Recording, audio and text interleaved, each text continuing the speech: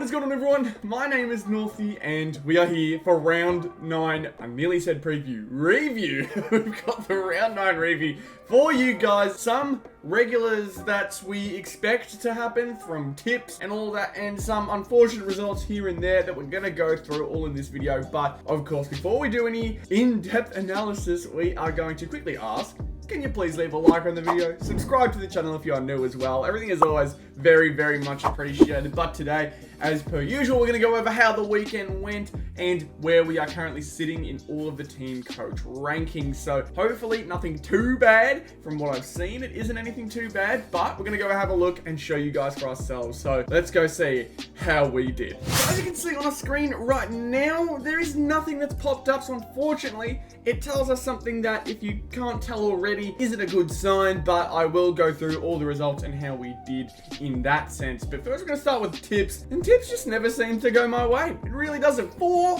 out of 9. Another draw, meaning it was a very, very tough week to get it all correct. Team coach saving themselves some packs, I guess. But the ones we had gotten wrong, GWS, who I thought would manage to pip Essendon, have clearly shown that Essendon are much more serious and they need to be taken more seriously, so well done to them. Saints over Hawthorn, that was a shock. I'm quite surprised that Saints weren't able to pip them over there, but I guess Tasmania is different for Hawthorn. Then we've got the likes of Geelong losing at Cardinia Park to Port Adelaide for the first time since 2007. And if we remember what happened in 2007, these sides met each other in the grand final, and then Power got absolutely pumped. So it'll be interesting to see if that happens again. And then Melbourne losing by a goal in a point in a very near comeback to Carlton. So good game indeed. Didn't expect it to get as close as it did, but Carlton just taking the chockies. Some ones that we got right though. Collingwood smacking West Coast as they probably should have. Gold Coast smacking North as they probably should have. Bulldogs smacking Richmond as they definitely should have,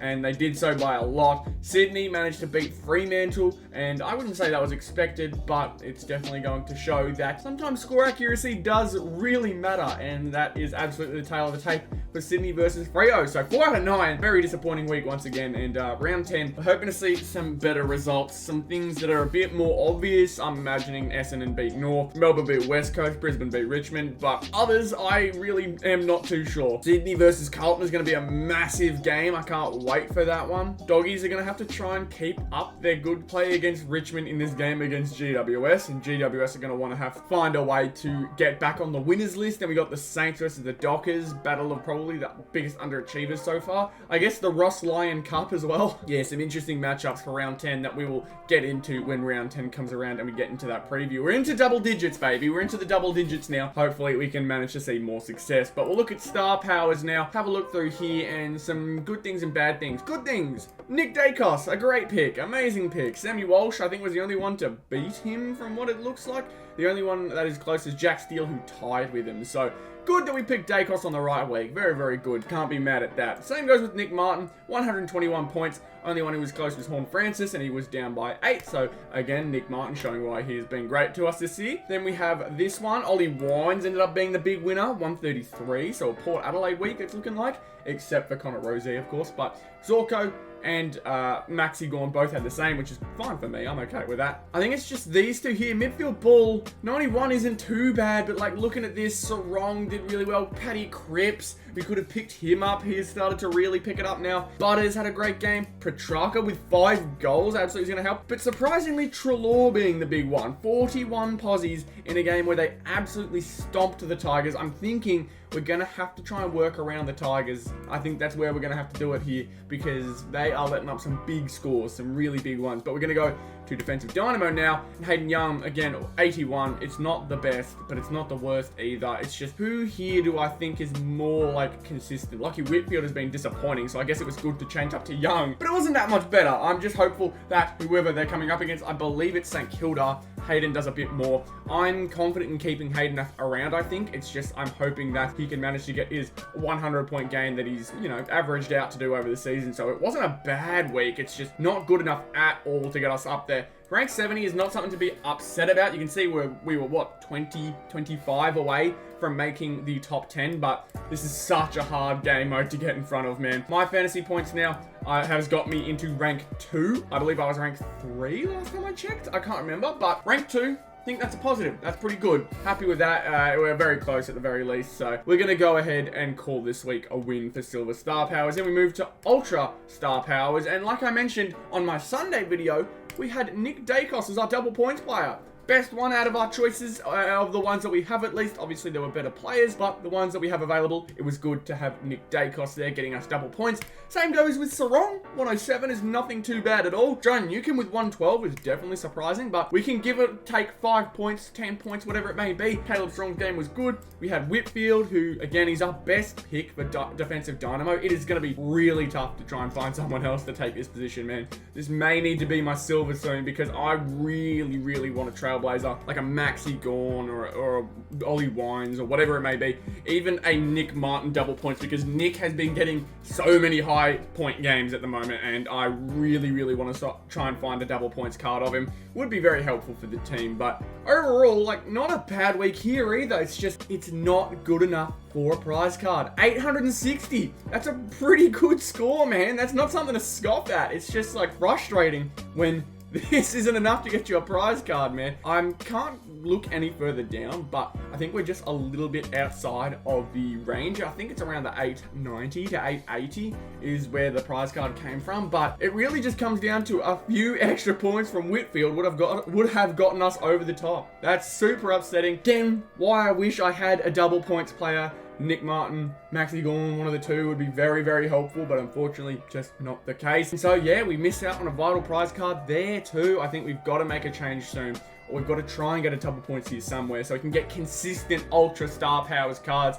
Obviously, it's not always guaranteed. Everyone's due for a bad game eventually, but if we can manage to get ourselves a Nick Martin or a Maxi Gorn, those guys who consistently have good games for the most part, then I reckon these Ultra Star Powers games can be almost completely won every single week. But we're at rank 5, still in the top 5 at least for the Ultra Star Powers mode. You can see 2 people, Bomber in particular, who won the week, has leapfrogged us, so that's unfortunate, and Budgie himself as well. Looks like he leapfrogged us too. So yeah, dropping a few spots purely because some people had much better weeks than I did, and my week wasn't even that bad. So hopefully that means maybe we can catch up. There's still an absolute chance we catch up, but we got to make some changes, man. There has to be changes for this mode. But we're going to move over to top team, and man, this one frustrates me. This one frustrates me a lot. Let's have a look at everything that hasn't frustrated me. Dacos, like I mentioned, a great pick. 131 points. Never going to be mad at that. That's an amazing pick. Really, really stoked with that. I think, who did I have beforehand? Harry Sheasel. Yeah, you can see Sheasel's not really here to be seen at all.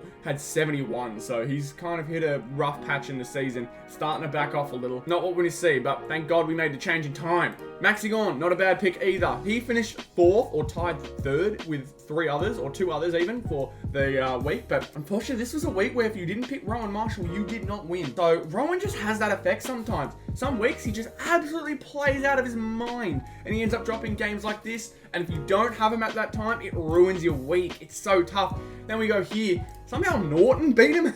10 marks, 4 goals. That's one way to do it. 20 positives as well. That's a big game for Norton. But Heaney with a pretty regular game. This is just a little under his usual point average, but 106, that is a great week as well. Again, Heaney, no reason to take him out. So 3 pretty good choices to start. Well over 300 at this rate. And then this guy, Noah Anderson, tanks it. The worst one to mess up is your midfielder. If you mess him up, your week is ruined. And unfortunately, I took the gamble on Noah, thinking, yeah, he could have a good game against North Melbourne. No, no, he could not have a good game against North Melbourne. 69 points. They still won by 70, which is, I think, is the most, like, damning part of it all. That's the most frustrating part. You can see many 120 plus games from all over the league. It's very, very tough to win a week when you are picking probably one of the worst picks. God, how far low is he? Oh my God, there is barely anyone worse than him. That is not what you want to see.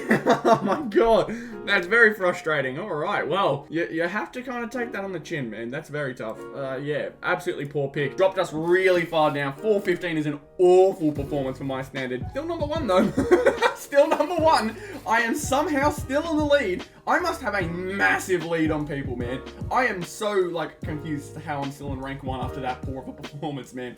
I really have to hope that next week I get myself in that top 50. I think top 50 is where I am safest, where I feel most comfortable. But when Noah Anderson's doing that to me, man, that hurts. That really hurts. So hopefully we can manage to find a pick that does us better. I'm hoping some people kept going with Sheasel, and maybe that ruined them. But I picked Nick Dacos at the best time, because if I still had Sheasel, this could have been genuinely the week I lost my first place. So hopefully we keep this for a bit longer. But yeah, I'm not keeping Anderson in after this week, that is for sure. We're going to top 18 though. And not too bad from top 18, however, as it loads in eventually. Shay, like, it's not a bad game. Oh, I do not know what to do with this man. It is so tough. His team is playing awfully, but he kicked 2 goals, 5 marks, and 19 posies. It's so hard to kick him out. I don't know what to do. But overall, like, this guy has been so up and down. Like, this is one of his better games, yet it's bang average. I do not know how it is one of his better games. It continues to boggle my mind. So we'll see. But then we look here. Harry Mackay, as soon as I chuck him in, a week or two later, now he's doing Charlie Curnow games. Oh, okay. Yep, no worries. Whatever you say. 49 from him definitely is not what you want to see. Need to see him get more posies there and kick more goals. But overall, outside of that, forward line did pretty alright. Heaney, really good. Langford, really good. Glad I got to see him play live. That was good fun. Brian Myers, again, really good in there. Shea Bolton did well too, and Jeremy Cameron, who I have to switch out because he is now in concussion protocols. So unfortunately, I cannot use him after this week, which is unfortunate. He's been performing pretty all right for a forward, so unfortunate that I have to make that change. But then we move elsewhere. Some good changes here and there. Like, Merritt was a bit of a meh one this week. I call him Mr. Consistent, but he was not good at all. Well, he's all right. He played well. It's just not good in the point side of things. Only 24 posies compared to his usual 30. Less kicks, less handballs, less marks as well, which is not what you want to see. And then around the rest of the game, obviously, we talked about Anderson, but Dunkley, he did okay with 114. You can't be too mad at that. Bond ended up being an amazing pick against Richmond, so happy I made that decision. Would have been even happier if I put him in top 4 like a smart person, but no, unfortunately I've done that. And then Sarong, who started off amazingly well, kind of cooled off. They didn't need him, or well, they did need him, but he didn't enter the game as much as he was in that first half, so definitely very sucky. I think he had like 80 at halftime, but finished with 107, so you can see how much of a drop-off in production you could see towards that end there. And then some unlucky ones in the back, like Sinclair. I picked him on an off day again, 59. Like, I have a very good way of picking the bad St Kilda backman on the day, because Wilkie, 114, man, like, one backman always has a good game for St Kilda. Always. It's never all 3, never 2 of them, just 1. It's so frustrating. But Bailey Dale is remaining pretty consistent in there. I mentioned Nick Dacos already. Hayden Young, we saw in Star Powers. I think he could definitely be better, but he's quite far up there, so I can't get too mad. I'm thinking maybe I put in Blakey somewhere. Blakey's been doing all right, but we also talked Whitfield and we talked Sheasel before.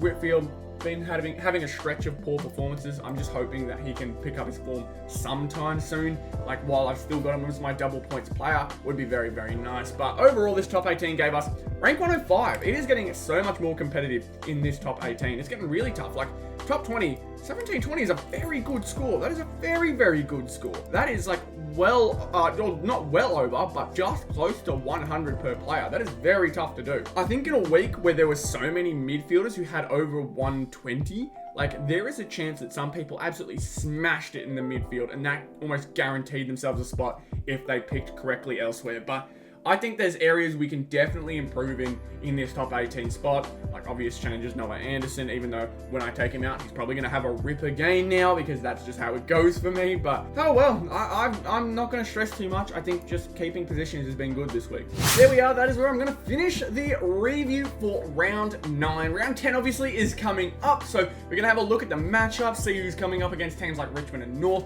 and picking the opposite team's players, because those seem to be the teams that have the best of luck against us. It's unfortunate that that's the case, but I am just going to have to learn from it and go into the next week, and hopefully we do better. Like I mentioned, I want to upgrade our star power, so I'm going to try and do that. But thank you guys so much for tuning into this one. Once again, let me know in the comments whether you guys got yourselves a prize card this week, or what teams you're hoping to build over the next week. So let me know all of that in the comments, and of course, be sure to leave a like, subscribe to the channel if you're new. Everything is always very much appreciated. So thank you all once again for tuning in, and I'll see you all in the next one. Goodbye.